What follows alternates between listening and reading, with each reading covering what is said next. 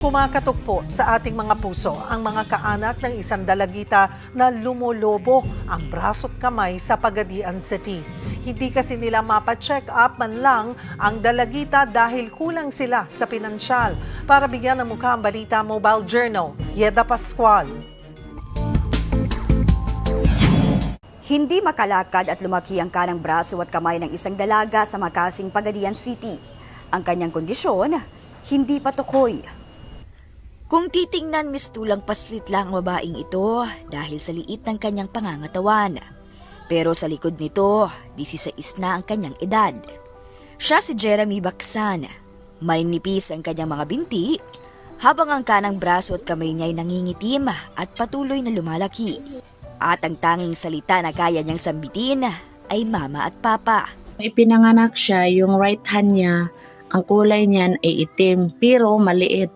Ngayon, habang lumalaki siya, lumalaki din ang kamay niya. Hindi siya napacheck up kasi wala naman siyang sakit na nararamdaman. Maliban lang sa itim ang right hand niya at lumaki din. Pangalawa sa 4 na magkakapatid si Jeremy. Ayon sa kanyang tiyahin, pumanaw ang kanilang bunso noong 7 taong gulang pa lamang. May kapareho rin itong kondisyon pero mas malala. Hindi nakakatayo, palaging nakahiga at hindi rin nakakapagsalita.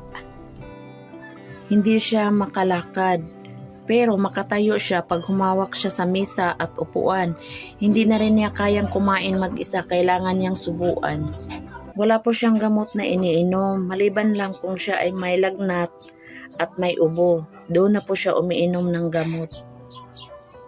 Unti-unti na rin naglalagas ang buhok ni Jeremy at ang kanyang kaliwang mata ay lumiliit din. Dahil hirap sa buhay, ni minsan, hindi siya napatingin sa doktor. Hindi namin siya naipagamot kasi wala pong pangpagamot. Sobrang hirap po nila. Wala na po yung asawang lalaki.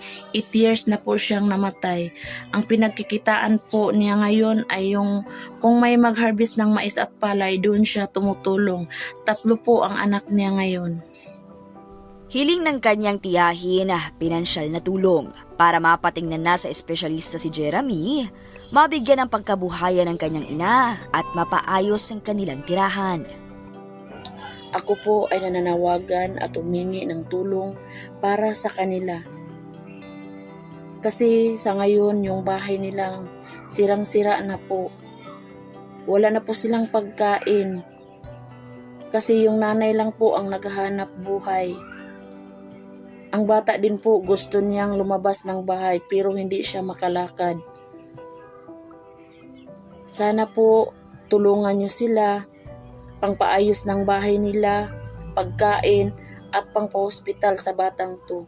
Salamat po.